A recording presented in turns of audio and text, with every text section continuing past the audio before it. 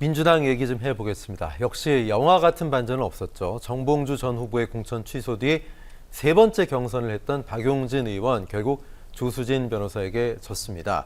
그러면서 영화 트루먼 쇼의 주인공이라는 생각도 했다 이런 얘기했는데 본인만 영화인지 몰랐던 모든 사람들이 자기를 지켜봤던 그런 다큐멘터리를 찍는 그런 영화였죠. 짐 캐리 주연의.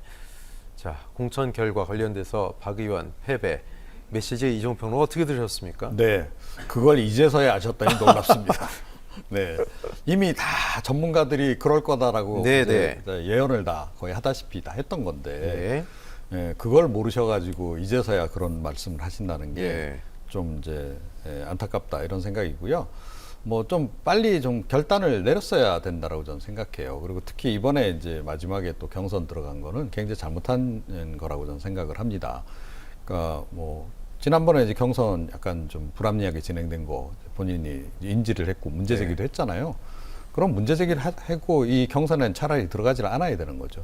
근데 이 경선에 들어감으로 해가지고 이제 뭐 차후에 자신의 어떤 정치 행보조차도 좀 발목이 잡혀버리는 이런 식이 좀 돼버렸고 또 자기 주장의 어떤 명분 이런 것도 별로 살리기가 좀 어려워진 그런 그 상황이 아닌가.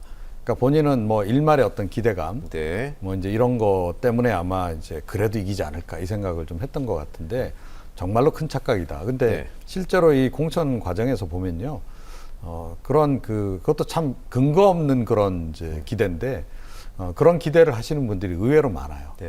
그래서 뭐 여러 가지 이제 이제 그 감점을 이제 받았음에도 불구하고 그래도 난 할 수 있을 거야.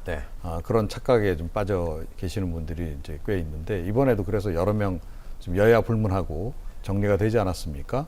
이 부분은 특히 이제 박용진 의원 정도의 향후에 뭐 대권까지 생각하시는 분이라면 이런 정치적 계산도 잘해야 한다 이렇게 생각을 합니다. 이종평 의원께서는 이번 경선은 한 게 아니었다 이런 취지로 말씀하셨는데 김부겸 상임선대위원장은 박용진 의원에게 고맙다 이렇게 얘기를 했습니다. 그러면서 또 일각에서는 박용진이 더 큰 정치인으로 성장하기 위해 그럴듯한 스토리가 더 쓰여졌다 이렇게 보는 분들도 있는데 그런데 결과가 나왔을 때 일단 관련인들만 봤다고 했는데 이례적으로 전체 득표를 다 공개했습니다. 결과는 한 2대8 정도 굉장히 좀 감안했어도 큰 차이가 났는데 왜 데이터를 이렇게 직접 공개했을까요? 왜냐하면 사실 이제 박용진 의원 관련해서는 가감산, 즉 신인인 조수진 후보가 가점을 받고 본인 이제 박용진 후보는 하위에 포함되다 보니까 감산을 30%를 받잖아요. 이래서 졌다라고 하는 그런 프레임이나 언론 보도를 차단하려는 의도가 있다고 보여져요.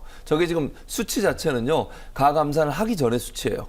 그러니까 가산이나 감산을 전혀 안 하고 반영된 건 맨 밑에 있는 것이고요. 강북 을에 있는 권리당원 30%를 조사를 했는데 거기서도 조수진 의원이 이겼어요. 조수진 후보가 이겼어요.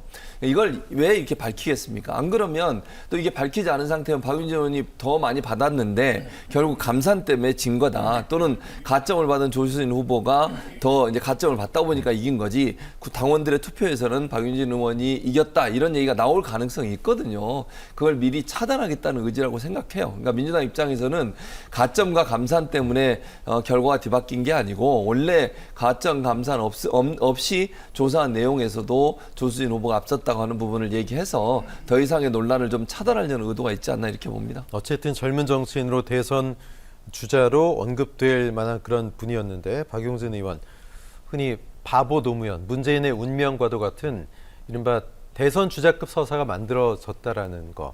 총선 국면에서 또 앞으로 어떤 활약을 할지 또 총선 이후에는 어떤 행보를 보일지 조 교수님 좀 어떻게 보십니까? 저는 총선에는 열심히 민주당을 도울 거라고 생각해요. 그게 본인의 총선 이후의 정치 행보에 대단히 중요한 역할을 할 거라고 봅니다.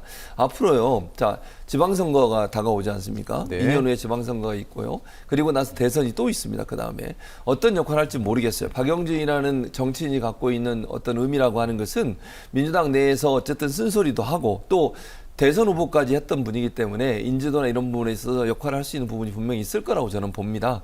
어떤 형태로든 기회는 올 거라고 생각해요. 물론 당장 이제 모르겠어요. 본인이 그런 생각을 갖고 있는지 모르겠어요. 당대표 선거도 이제 8월에 해야 되고요. 그리고 나면 지방선거 들어가죠. 그리고 대선까지 준비를 해야 되는 상황입니다.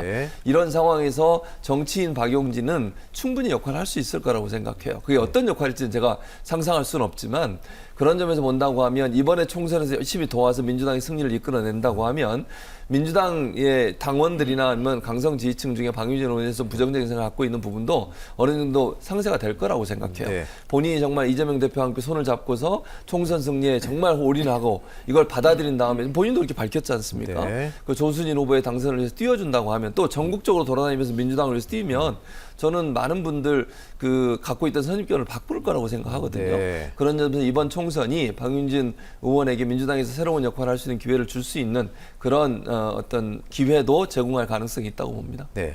박용진 의원은 가뜩이나 기울어진 운동장에서 뛰는 그런 심정을 느꼈을 텐데 조수진 후보는 당시에 경선 결과가 발표되기 전에 미랄이 되겠다고 했으면 차라리 미랄이 돼서 썩어 없어졌으면 좋겠다 이런 얘기를 유튜브에 나와서 해서 박용진 의원 가슴에 좀 상처를 줬죠. 뭐 비웃는 거냐 이렇게 박용진 의원 반발도 있었고 도와줄 마음이 날까요, 박용진 의원이 어떻게 보십니까? 뭐 그래도 이렇게 된 마당에는 네. 안 도와줄 수 없을 것이다. 그렇게 생각을 좀 하고요. 박용진의 서사 부분은 전 동의하기 어렵습니다. 네네. 서사가 다 완전히 망가졌다라고 저는 생각하고요. 예. 앞으로 아마 그 다시 대권 주자로 주목받기가 쉽지 않을 거다.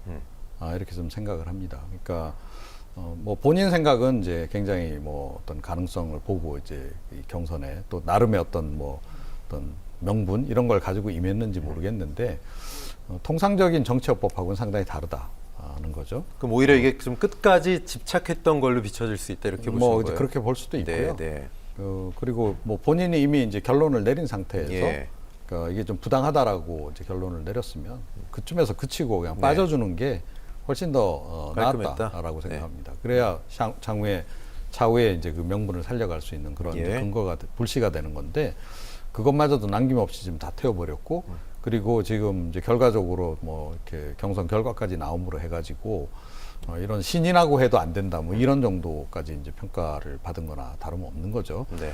예를 들어서 뭐 어디 굉장히 험지에 가가지고 뭐 이제 예전에 노무현 전 대통령처럼 뭐 계란으로 이제 바위치기식으로 예. 뭐 그렇게 도전했다면 모르겠는데 그런 건 아니잖아요. 여기는 서울 최다 득표 했던 곳이에요. 네, 서울에서. 그렇기 그렇죠? 때문에 네. 그런 명분도 없다는 거죠. 그래서 제가 보기에는 좀 정치적으로는 좀 앞으로 존재감이 많이 좀 줄어들지 않을까 그렇게 좀 생각을 합니다. 네, 박용진 의원의 앞으로 행보 지켜보겠습니다.